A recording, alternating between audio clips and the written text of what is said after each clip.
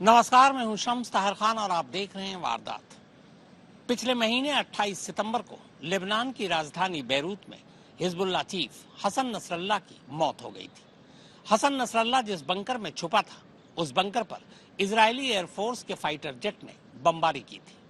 अब Hassan Nasrallah की मौत के 3 हफ्ते बाद इजरायली डिफेंस फोर्स ने एक वीडियो जारी किया है। इस वीडियो में हसन नसरल्लाह के बंकर के बराबर में एक अस्पताल के बंकर के नीचे एक ऐसे खजाने को दिखाया गया है जिसे देखकर दुनिया दंग है। यही वो तारीख और वक्त था जब इजरायली एयरफोर्स ने अपने फाइटर जेट से लेबनान की राजधानी बैरूत की दाहिया इलाके की एक खास बिल्डिंग और बिल्डिंग के नीचे बने बंकर पर बम बरसाए थे।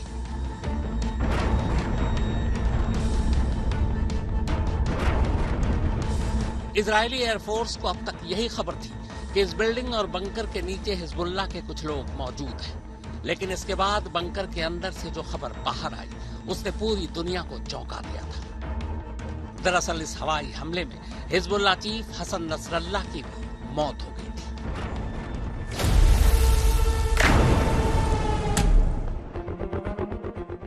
हसन नसरल्लाह की मौत खुद इजराइल के लिए भी हैरान करने वाली थी। वजह यह थी कि पिछले 18 सालों से नसरल्लाह कभी दुनिया के सामने आया ही नहीं था। सार्वजनिक तौर पर नसरल्लाह को आखिरी बार 18 साल पहले देखा गया था। ये वो नसरल्लाह था जिसने इन 18 सालों में कभी भी एक रात किसी एक जगह पर नहीं गुजारी थी। ऐसे में हसन नसरल्लाह के इस खुफिया ठिकाने की जानकारी इजराइल को कैसे लगी? अगर खबरों की माने तो शायद नसरल्लाह के ठिकानों की जानकारी किसी और ने नहीं बल्कि खुद ईरानी कुर्द फोर्स के चीफ इस्माइल कानी ने दी थी। और कानी के बारे में खबर यही है कि वो पिछले करीब 3 हफ्तों से तेहरान में नजरबंद है।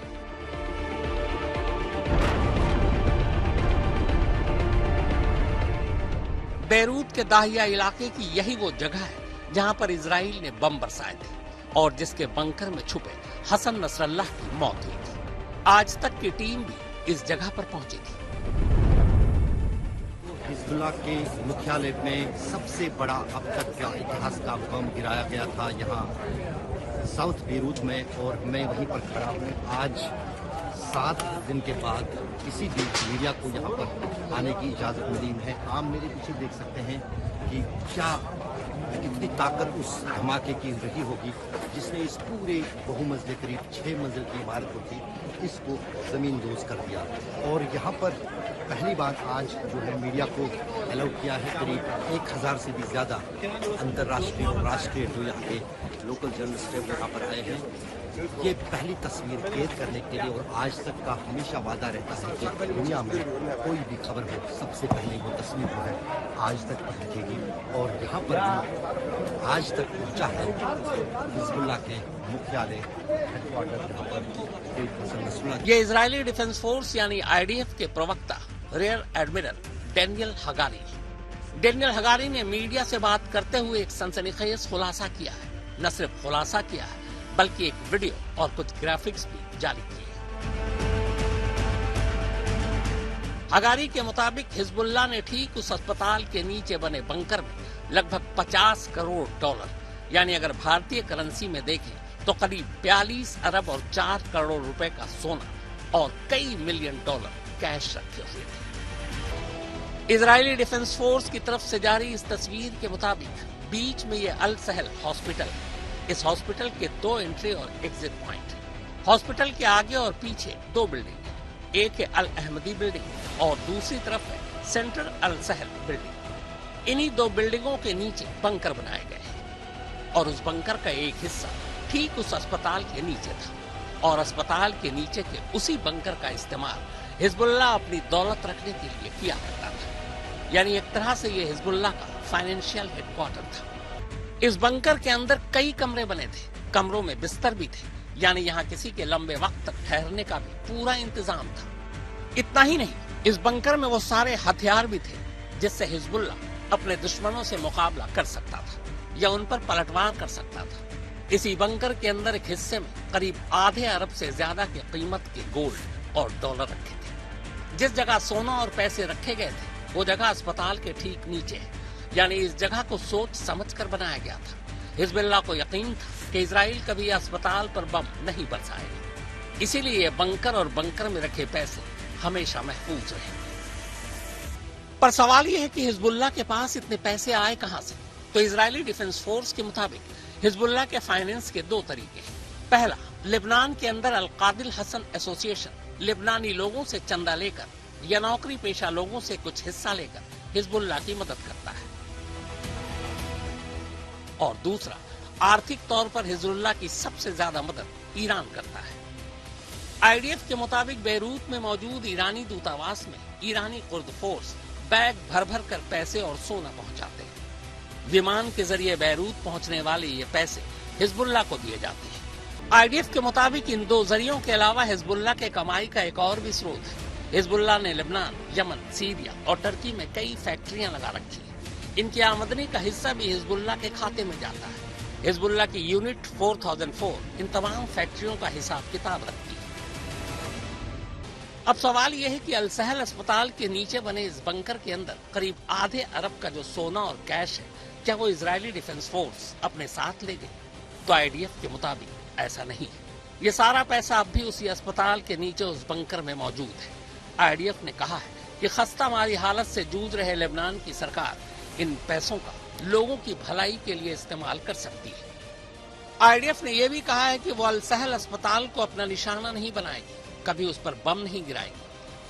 हालांकि आईडीएफ ने यह भी साफ किया कि इस अस्पताल पर सैटेलाइट के जरिए लगातार उनकी पैनी नजर बनी हुई है। इतना ही नहीं, सबूत के तौर पर आईडीएफ ने सैटेलाइट से मॉनिटर किए जाने वाले अस्पताल की तमाम गतिविधियों की तस्वीरें भी पेश की। हालांकि इसके साथ ही आईडीएफ ने लेबनान समेत इंटरनेशनल ऑर्गेनाइजेशन को यह धमकी भी दी है कि इन पैसों का इस्तेमाल हरगिज हिजबुल्लाह को करने न दिया जाए, क्योंकि उनकी नजर हर वक्त अस्पताल की बिल्डिंग पर है। आईडीएफ प्रवक्ता ने यह भी कहा कि इजराइल की लड़ाई लेबनान के नागरिकों से नहीं बल्कि हिजबुल्लाह से है।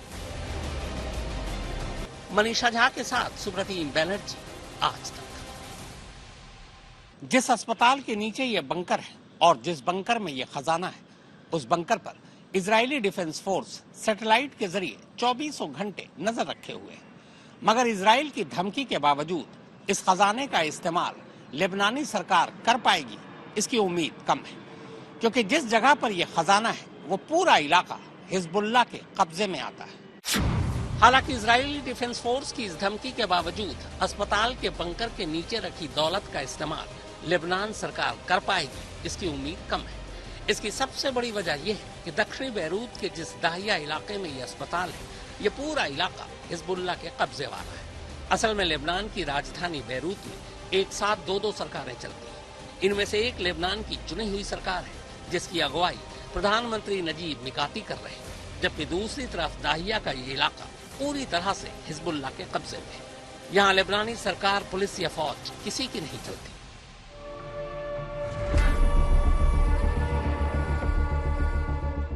लेबनान में आखिरी बार मई 2022 में चुनाव हुआ था। लेबनान संसद में कुल 128 सीटें हैं, लेकिन किसी को भी बहुमत नहीं मिली। लेबनान के राष्ट्रपति का पद 2022 से ही खाली है। यहाँ के प्रधानमंत्री भी केयरटेकर हैं। लेबनान की राजधानी बेरूत के जो 2 टुकड़े हुए, उनमें से ही एक है मरून अल रस। बेरूत का ये वो इलाका है जहाँ पर लेबनान सरकार का नहीं बल्कि हिजबुल्लाह का कब्जा है, और बेरूत के अपने इसी कब्जे वाले इलाके में हिजबुल्लाह का हेडक्वार्टर भी है। हिजबुल्लाह चीफ हसन नसरल्लाह की जिस बंकर में मौत हुई थी, वो पूरा इलाका भी हिजबुल्लाह के कब्जे वाला है। लेबनान के जिस इलाके में इजरायली सेना इस वक्त जमीनी जंग लड़ रही है, वो इलाका भी हिजबुल्लाह के कब्जे वाला है। बस यही वजह है कि लेबनान पर इजरायली हमले को लेकर अरब देश खुलकर नहीं बोल रहे, क्योंकि उनकी नजर में इजराइल का ये हमला लेबनान या लेबनान के नागरिकों पर नहीं बल्कि हिजबुल्लाह के कब्जे वाले लेबनान पर है। मनीषा झा के साथ सुब्रतीन बैनर्जी, आज तक। तो वारदात में फिलहाल इतना ही, मगर देश और दुनिया की बाकी खबरों के लिए आप देखते रहिए आज तक।